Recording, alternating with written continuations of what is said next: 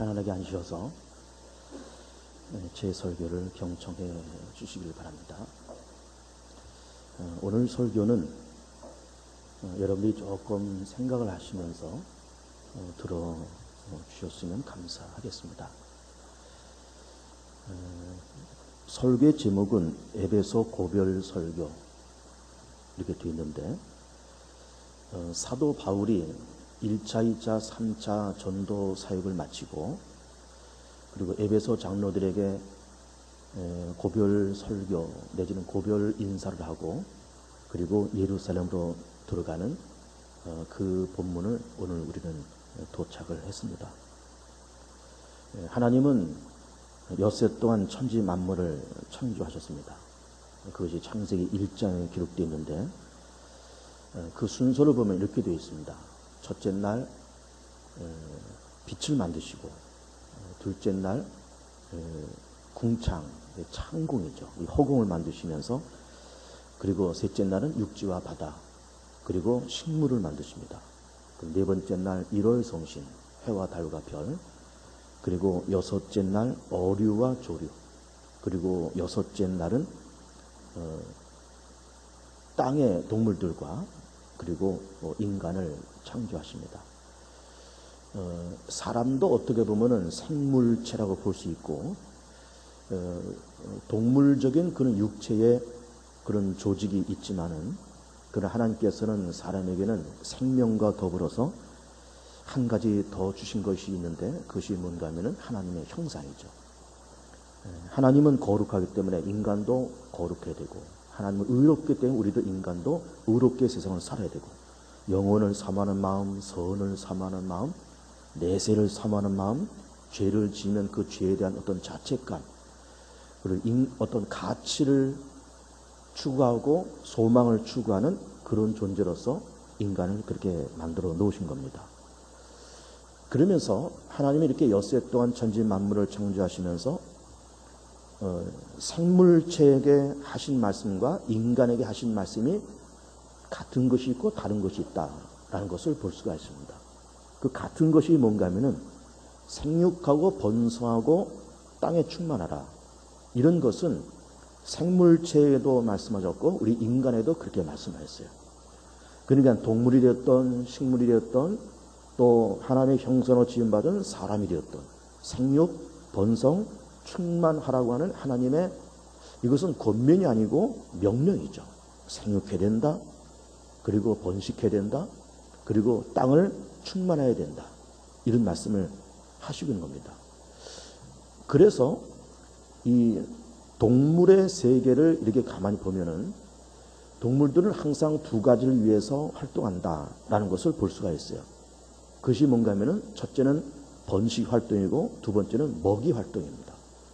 번식을 위해서 열심히 새끼를 낳고 알을 낳고 그리고 그것을 기르고, 그러면서 먹이를 찾으려고 수천 킬로까지 이동을 하고 그렇게 합니다. 번식 활동과 먹이 활동.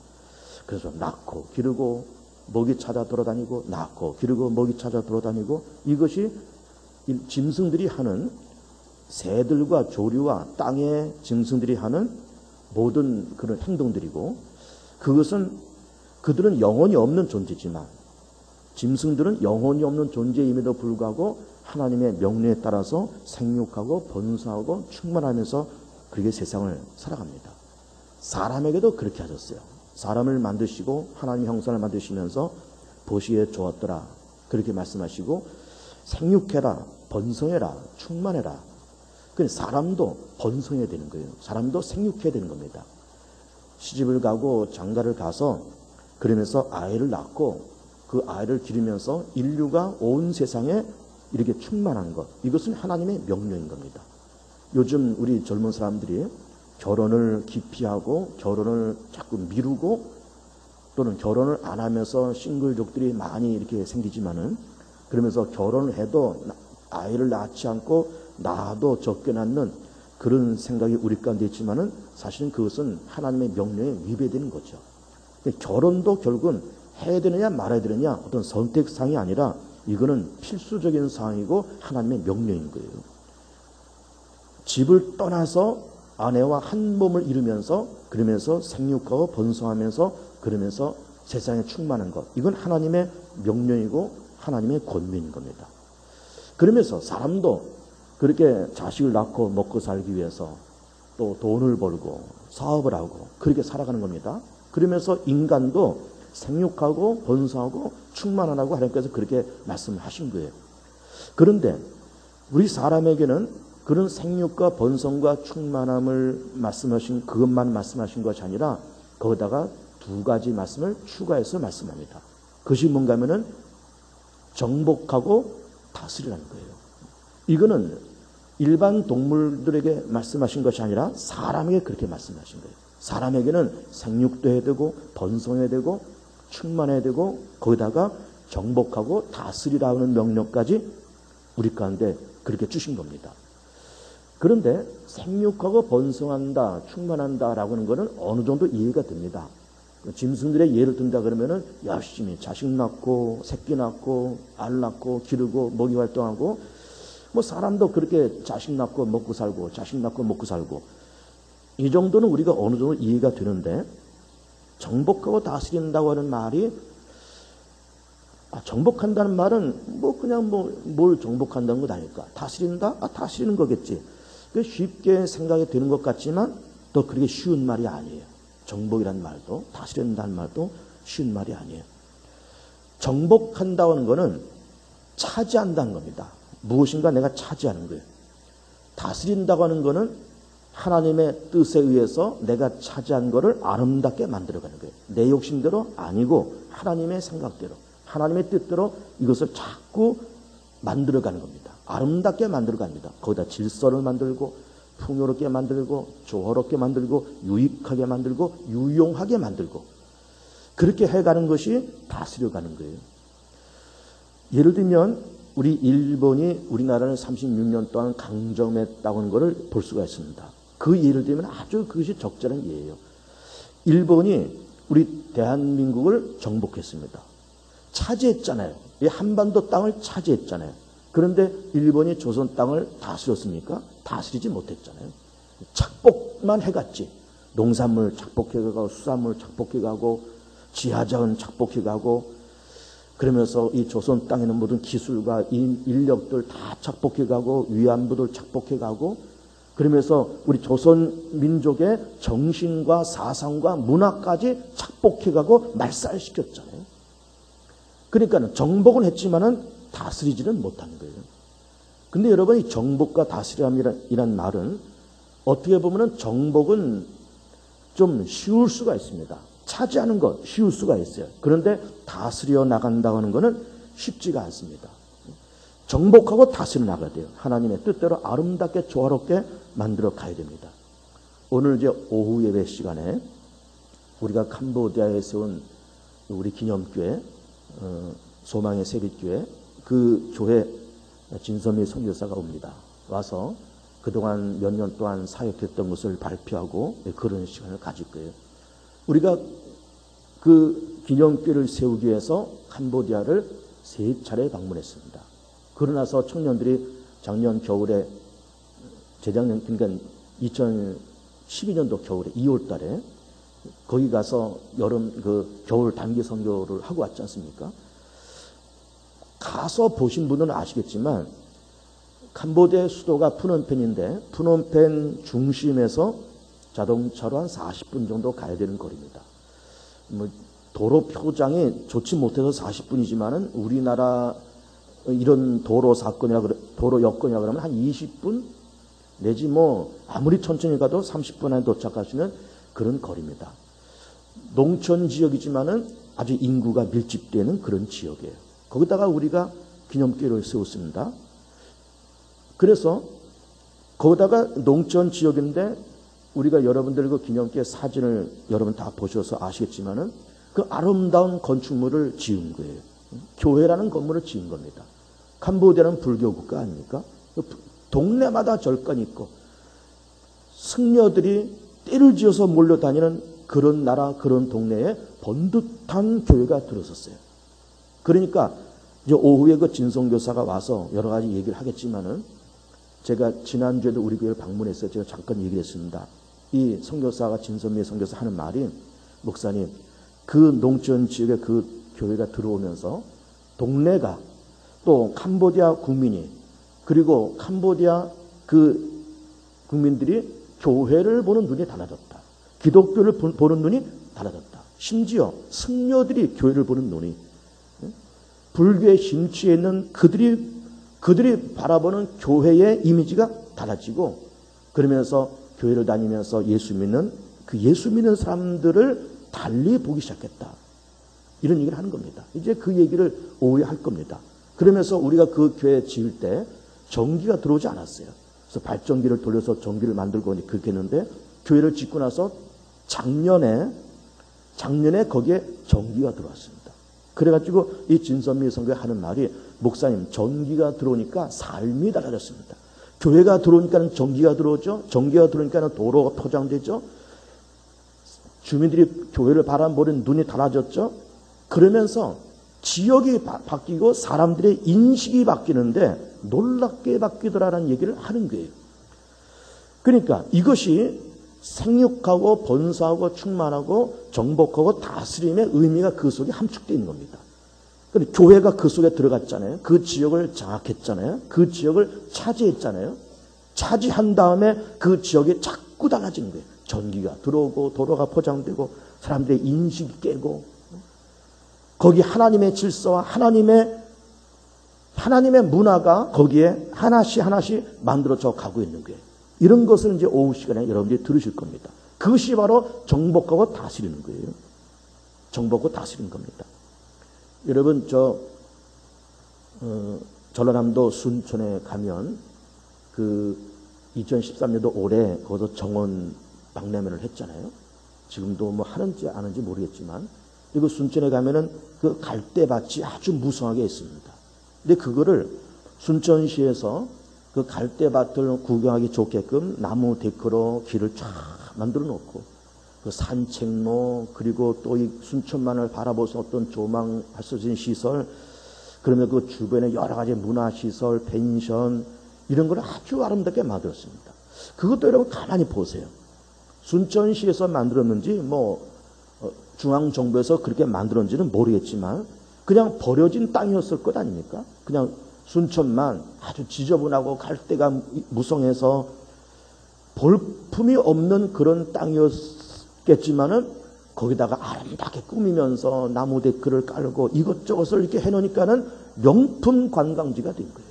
명품 관광지가. 그러니까는 거기 그 갈대밭을 차지해서 아름답게 거기에 많은 시민들이 오고 많은 관객들이 와서 그거를 보면서 참 즐거워하고 기뻐할 수 있는 그런 거를 만드는 겁니다. 이것이 바로 다스리는 거예요. 다스리는 겁니다. 정복한다는 것은 그리 어렵지 않을 수가 있습니다. 그런데 다스리는 거는 이거는 절대로 쉬운 것이 아니에요.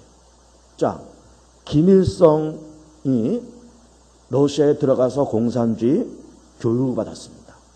그러나서 소련의 뒤를 받고 중공군의 협력을 받으면서 6.25 전쟁을 일으켰습니다. 그러면서 사회주의에 물든 김일성 왕가가 지금 3대에 걸쳐서 북한 땅을 차지하고 있습니다. 그러면 김일성 왕가가 북한 땅을 정복했잖아요. 북한 땅을 차지했잖아요. 그러나 그 땅을 아름답게 다스렸습니까?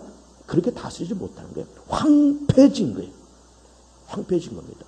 그러니까는 정복은 했지만은 다스림에 실패를 한 거예요. 다스림에. 여러분, 교회도 그렇습니다. 멀쩡하고 참 대형교회, 중형교회, 대형교회 이런 교회들이 성령 충만하지 못한 목회자가 올바른 사고방식과 올바른 가치관과 올바른 목회의 어떤 비전을 갖지 못한 어떤 담임 목사가 그곳에 들어가서 교회를 엉망진창 만들어 놓은 그런 교회들이 여러 교회들이 있습니다. 어느 교회라고 말하면 다 알만한 그런 중형교회, 대형교회임에도 불구하고 그 교회를 담임 목사로 청빙받고 위임까지 받았지만은 교회를 엉망진창 만들어 놓는 거예요. 다스림에 실패했던 겁니다. 그러니까는 정복한다는 거는 어떻게 보면은 쉬울 수 있습니다. 여러분, 결혼하는 거 어렵습니까? 결혼한 거 어렵지 않습니다. 남자 여자가 만나서 눈 맞고 날짜 잡고 예식장 잡아서 그래서는 청첩장 돌려서 결혼하면은 뭐 결혼식 할 수 있는 거예요. 결혼식 어렵지 않습니다. 그러나 결혼 생활을 40년, 50년 끌고 나가는 것은 절대로 쉽지가 않습니다. 그러니까 정복은 하는데 내가 그 여자를 정복하고 그 남자를 정복하고 결혼이라는 사건을 정복해서 자식도 낳고 자식 낳는 건 뭐 어렵습니까? 결혼해서 살다 보면 자식 생기고 낳고 다 그러는 거예요. 그럼 자식 낳는 것도 어렵지 않고 아버지 되는 것도 어렵지 않고 엄마 되는 것도 어렵지 않습니다. 그런데 아버지 노릇을 하면서 자식을 번듯하게 기르고 엄마 노릇 번듯하게 하고 남녀가 만나서 눈 맞아서 결혼한 거 어렵지 않지만 그 서로의 부부간의 의리가 끊어지지 않고 40년, 50년을 살면서 가정을 아름답게 다스리고 부부간의 의리가 끊어지지 않고 자식들을 번듯하게 믿음으로 그리고 정말 이 사회에서 유익한 인물로 길러가면서 가정을 다스려 나가는 것은 절대로 쉽지가 않습니다. 절대로 쉽지가 않아요. 목사 되는 것도 어렵지 않습니다, 여러분. 목사 되는 것도. 그냥 4년제 대학 나와서 장신대, 신대원 3년 공부하고 목사고 싶으면 됩니다. 뭐 장신대, 신대원 어렵다 그러지만은 뭐 굳이 장신대, 신대원 안 들어가도 지방신학에도 신대원 다 있으니까 지방신학에 가서 신대원 3년 마치고 그럼 목사고시 패스해서 노예에서 안수받으면 목사 됩니다. 목사고시도 어렵지 않아요. 떨어뜨리려고 보는 시험이 아니고 붙이려고 보는 시험이기 때문에 절대로 어렵지 않습니다. 그 목사고시 패스하고 노예에서 안수받으면 목사가 되는 거예요. 목사 되는 건 어렵지 않습니다. 그러나 목사 안수 받고 나서 10년이 됐든 20년이 됐든 30년이 됐든 40년이 됐든 꾸준히 어느 교회 부임을 받았던 아니면 특수 목회를 하던 아니면 외국에 나서 선교를 하든 그렇게 나가서 복음을 위해서 목숨 걸고 교회를 위해서 목숨 걸고 정말 어떤 사심을 버리고 물질적인 욕심을 버리고 교회를 아름답게 만들어 가려고 예수 그리스도의 복음을 전하려고 열심히 목회하면서 교회를 번듯하게 만들어 가는 것은 절대로 쉽지가 않습니다. 그러니까는 정복한다고 하는 것은 어렵지 않지만은 다스린다고 하는 것은 이거는 쉽지가 않은 거예요. 쉽지가 않습니다. 우리는 흔히 꿈이다 혹은 비전이다 이런 말을 우리가 흔히 하지만은 꿈과 비전보다 더 중요한 것이 뭔가 하면은 다스림이에요. 그 다스림을 다른 말로 표현하면은 그것은 바로 사명인 거예요. 사명. 자기 인생을 다스리고 자기 가정을 다스리고 그리고 내게 맡겨진 하나님께서 위임한 그 사명이 무엇인가를 바라보면서 그 사명을 완수한다는 것은 굉장히 중요한 것이고 그 사명을 다른 말로 꿈이다 혹은 비전이다 혹은 말씀드리는 다스림이다 이렇게 얘기를 할 수 있는 거예요. 그러니까는 다스린다는 말을 하면서 하나님께서 인간을 창조하시고 생육, 번성, 충만, 정복해라, 다스려라 이런 말씀을 하고 있는데 그 중에서 마지막에 다스림이고 이 다스림은 결국은 각자에게 맡겨주신 모든 인간 개개인에게 맡겨주신 사명인 거예요. 사명입니다. 여러분 하나님도 사명이 있습니다. 예수님도 사명 때문에 이 땅에 오셨습니다. 성령도 사명이 계세요. 하나님은 전지전능하신 분이고 거룩하신 분입니다. 무소부지하신 없는 것이 없으신 어디나 계신 무소부지하신 하나님이신 거예요. 하나님은 전지전능하시고 영광과 거룩함이 끝이 없는 분인데 그 능력으로 말씀으로 세상을 창조하였습니다. 그러고서는 뒷짐지고 아니 내가 만들어 놓은 세상 어떻게 잘 굴러가겠지 하면서 그냥 내버려 둔 하나님이 절대로 아닌 겁니다. 태엽 감아놓고 배터리 집어넣고 뭐 장난감이 이렇게 움직이듯이 뭐 배터리가 다 닳도록 태엽이 다 풀리도록 그냥 네 마음대로 굴러가라 그렇게 하나님께서 말씀하신 것이 아니라 하나님은 세상을 만들어 놓으시고 병든 세상 죄 가운데 타락한 인류를 구원하시고자 하는 절박한 신령과 절박한 사명을 가지시는 거예요. 하나님께서 인간을 만드셨지만은 인간이 아담과 하와가 타락하면서 선악과 따먹고 범죄하고 그렇게 있을 때 그러면서 인간에게 3대 악취가 들어오잖아요. 죄의 권세와 사망 권세와 사단의 권세가 들어왔을 때 그러면 이 세상을 어떻게 건질 거냐 인류를 어떻게 건질 거냐 건지자라는 뜨거운 사명을 하나님께서 가지셨던 거예요. 하나님께서 세상을 만드시고 세상을 정복하셨잖아요. 그 정복하신 다음에 그냥 놔두신 것이 아니라 그 세상을 하나님께서 다스려 나가신 거예요. 만드신 세상을 다스려 나갑니다.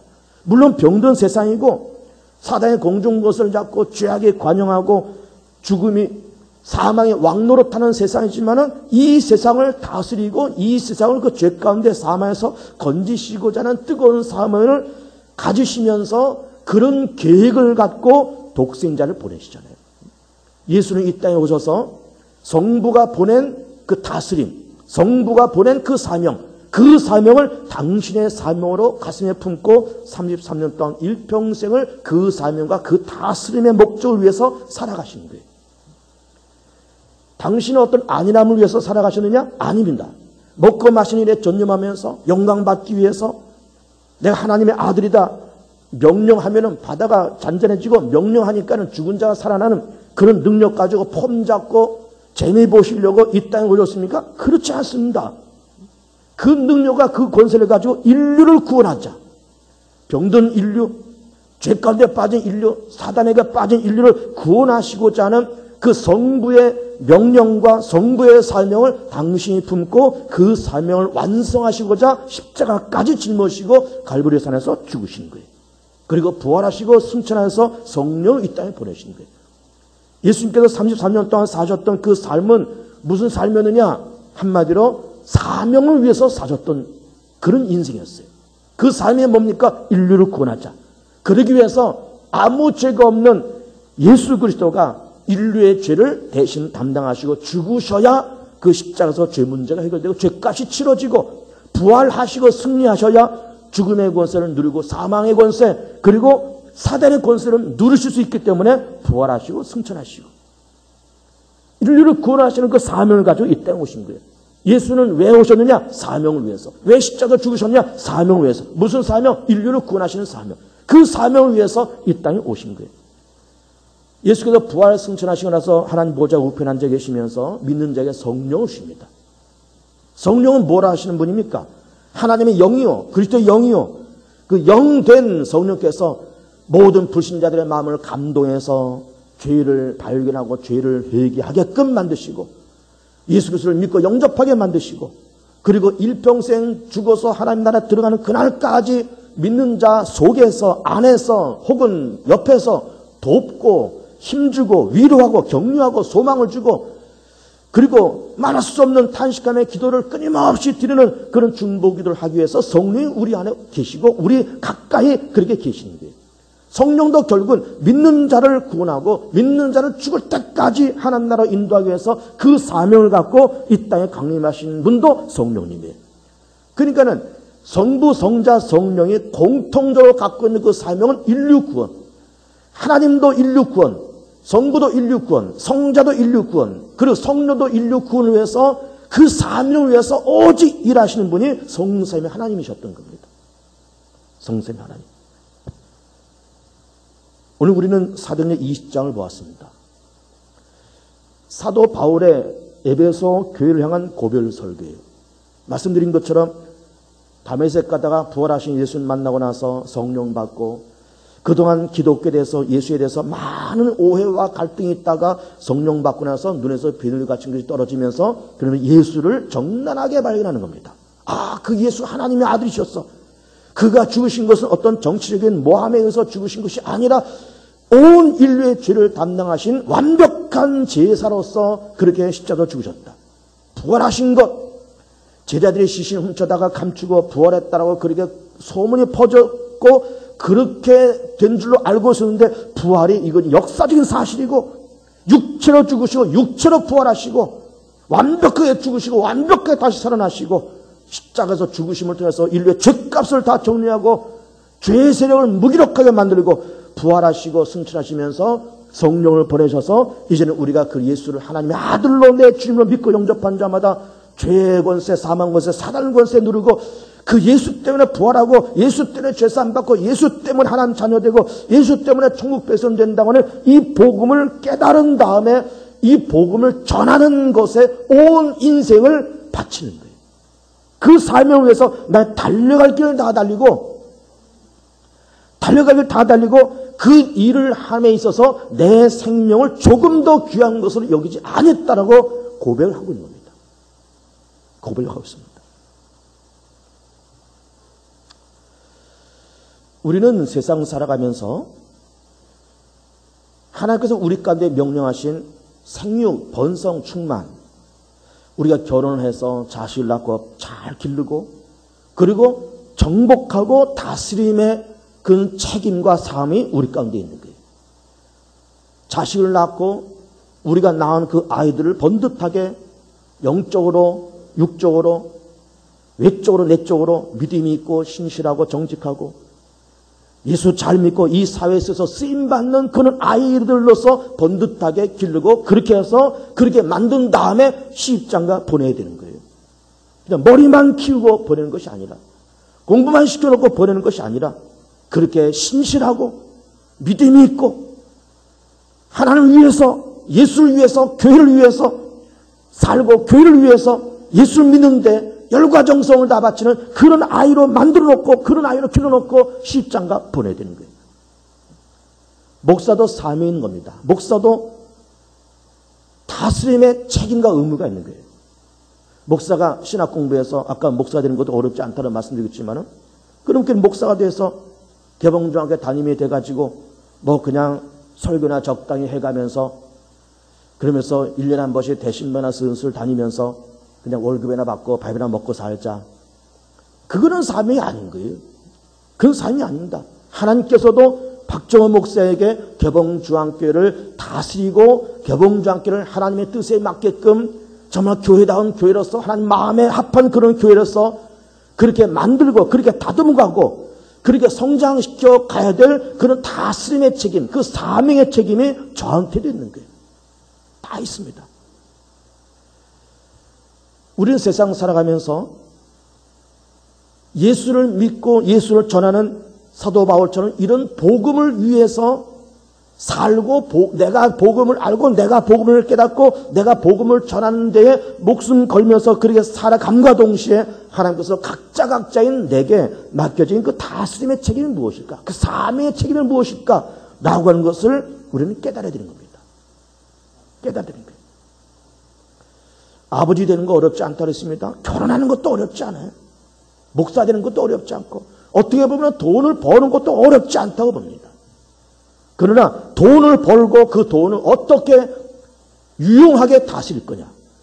권력을 잡는 것도 어렵지 않다고 봅니다. 잡은 그 권력 어떻게 아름답게 이걸 다스려 나가며 아름답게 사용해 갈 거냐. 결혼해서 자식을 낳는 것도 어렵지 않겠지만 그 자식을 어떻게 번듯하게 믿음으로 신실한 아이로 만들어 갈 거냐. 그 사명과 그 책임이 모든 어버이들에게 다 있는 겁니다. 다 있는 거예요. 사명이라는 것은 목숨보다 중요한 거예요. 오늘 말씀 보면은 그 복음을 전하는 일에 내가 내 생명도 조금 더 귀한 것으로 여기지 아니하노라 이렇게 말하고 있어요. 우리는 생명이 귀한 거 다 압니다. 생명 귀한 거 다 알아요. 그런데 내가 가야 할 길, 내가 믿는 예수 그리스도, 내가 전해야 될 복음, 하나님께서 내 각자에 맡겨진 다스림의 책임, 그 사명의 책임은 목숨보다 더 크다는 거예요. 목숨보다. 사명이 목숨보다 더 크다는 거예요. 놀라운 얘기 아닙니까?